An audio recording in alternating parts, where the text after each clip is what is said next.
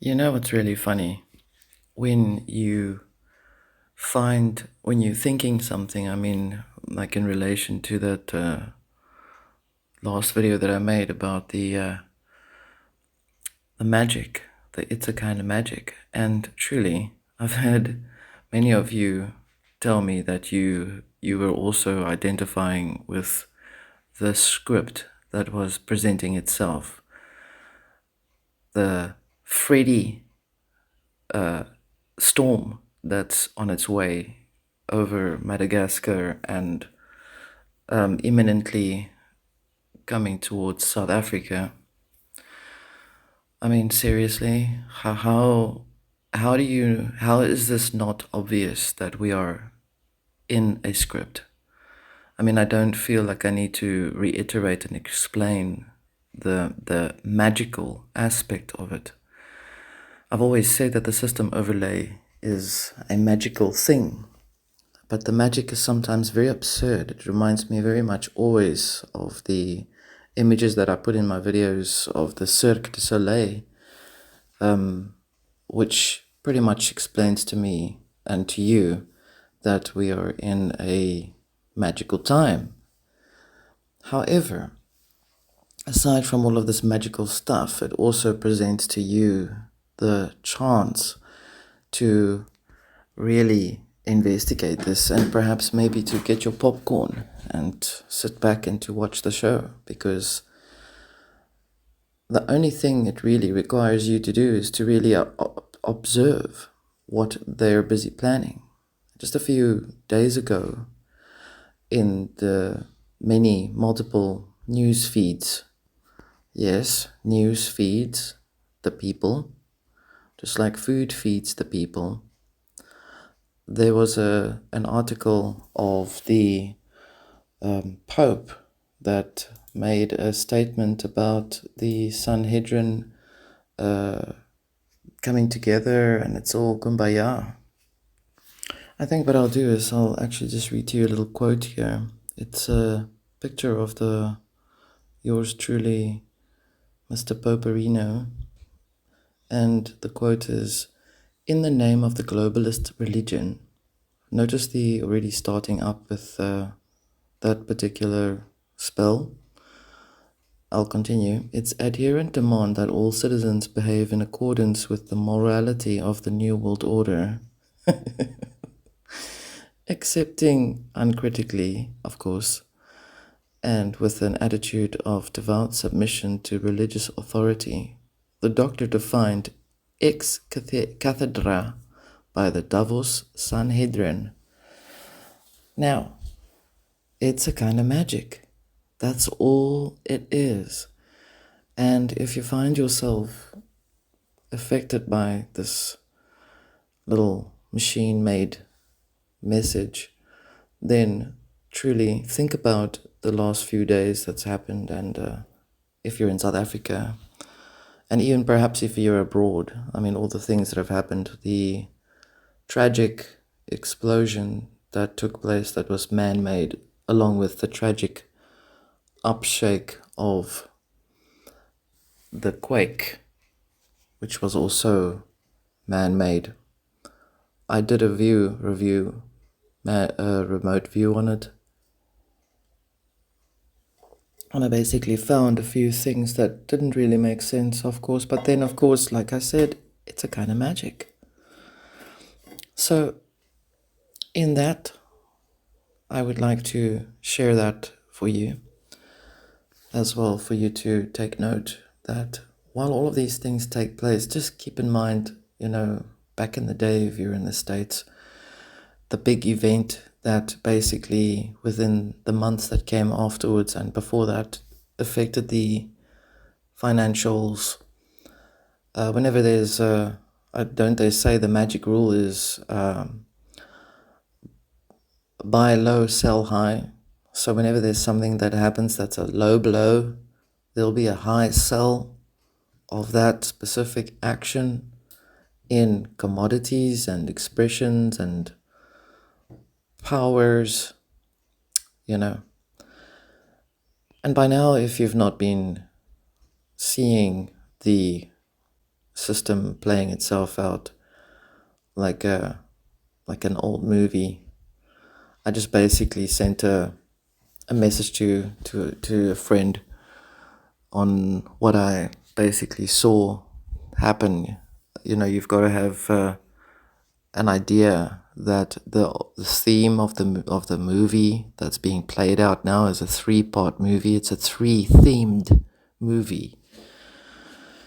The first one that's woven into it is a movie that Charlton Heston used to play in, and I'm not going to give the title there, but I'll show you in the picture. The Romans and Cleopatra.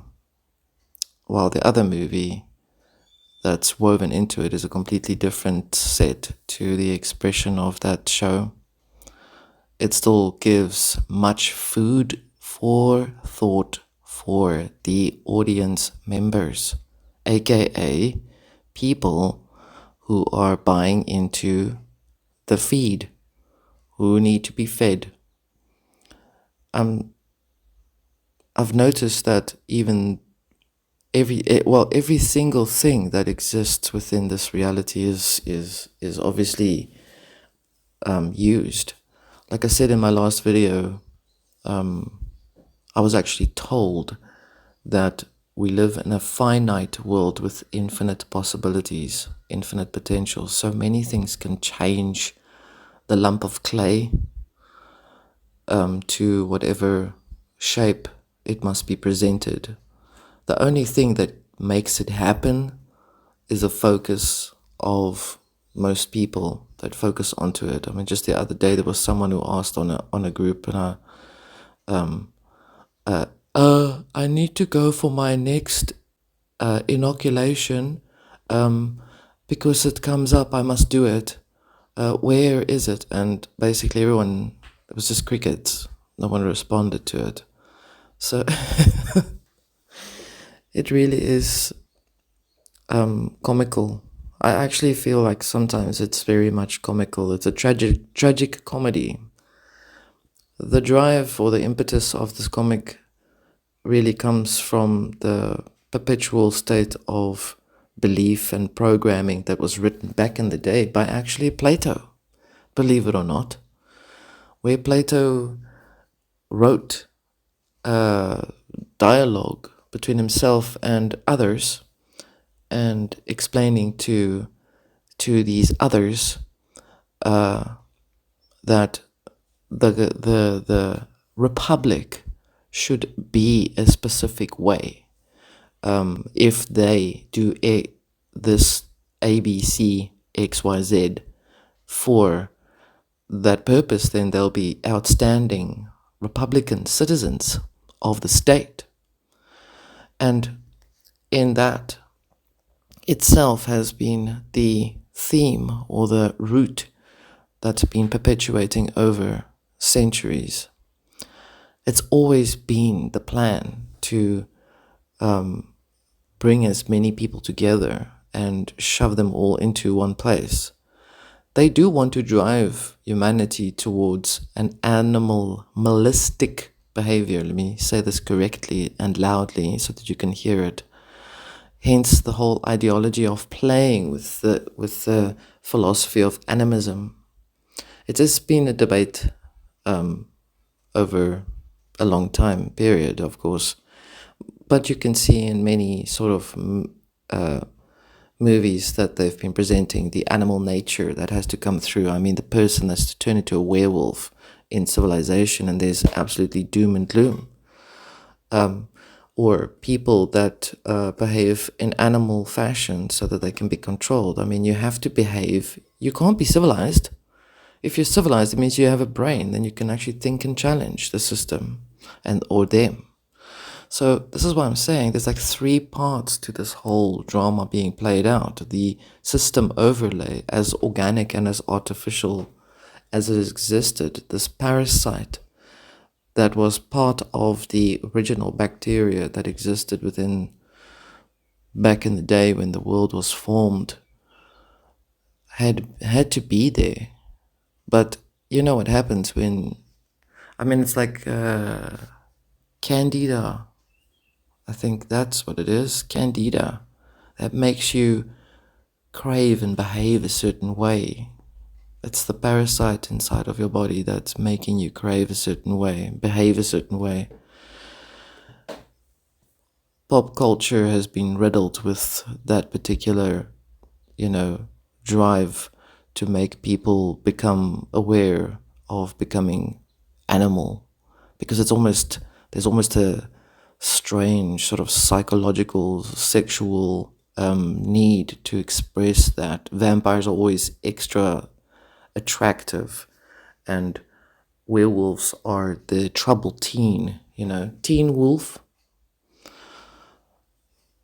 That sort of thing does present itself more now than ever. I mean, pop culture has always been used as a little tool to implicate or influence the troubled teen years. And as you grow older, then you become a bit more, focused on the style of a vampire or a zombie or a witch or a warlock or a whatever, or Lord of the Rings, dwarfs, gnomes, things like that. Coincidentally, I'd wonder how many of you have ever wondered why dwarfs are always playing a role, why dwarfs are so prominent. Dwarfs actually represent, on an archetypal level, a reduction, or the small man, as an expression of saying how much power there is over a person. So it's an archetype, it's an inversion of an archetype. That's why they throw dwarfs into movies, which is actually quite bad, because to be a dwarf is also, it's actually a very inhumane thing against people who are different. But moving along from that, it's the same thing that's bugged me for years. The show of Yami Ace, The Gods Must Be Crazy. I mean, it's just got stuck in my head for a reason, because of how they treated the Bushmen, how ridiculed the Bushmen, who was a sacred tribe of people that existed long before everyone else, including the African tribes. They existed way before the African tribes did. And through some sort of diaspora, because people or tribes of people move, evolve from all over the world. People travel and go to places. I mean, seriously, what is happening right now? Nothing's changed.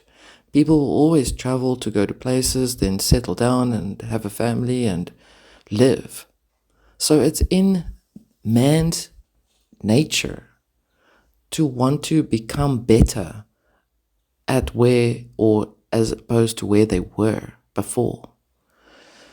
Why did Yami Ace bug me so much with that? Aside from the fact that it was the most obvious, abusive, bad comedy that you could ever find, was that it was showing to people who were perhaps unaware of it. It's the man, and he is like a machine, versus the man who lives in the bush.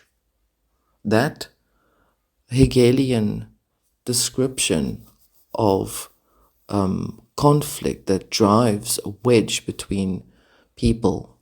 Of course, if you're retarded and you believe in those things, then you'll be subconsciously affected by it, and you'll then live in that sort of behavior as it is. However, nothing's different, nothing's changed to any other reality in which humans have lived in.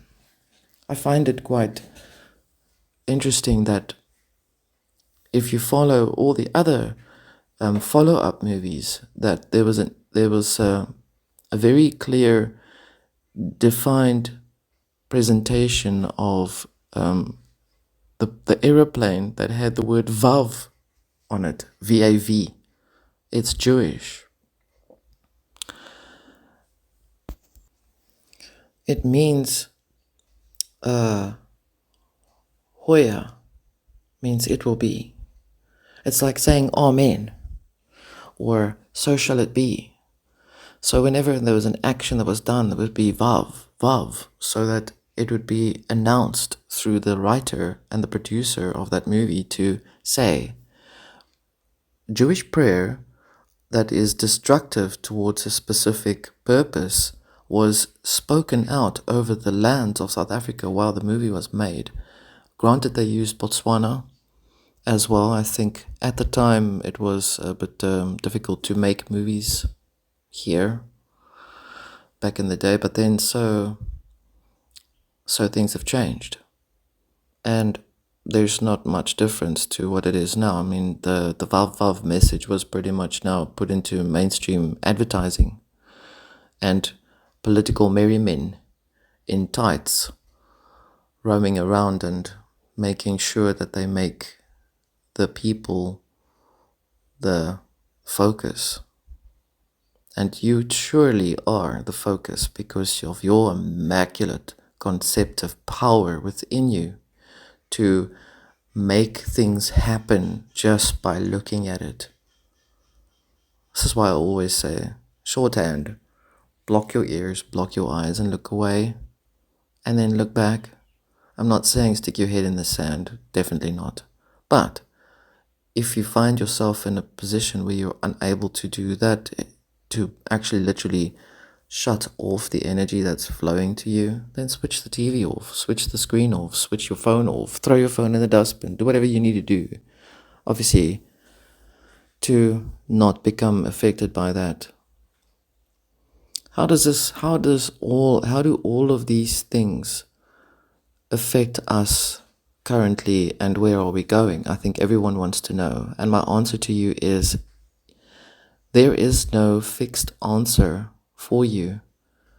What there is what you have now with you and what you are going with, what drives you now.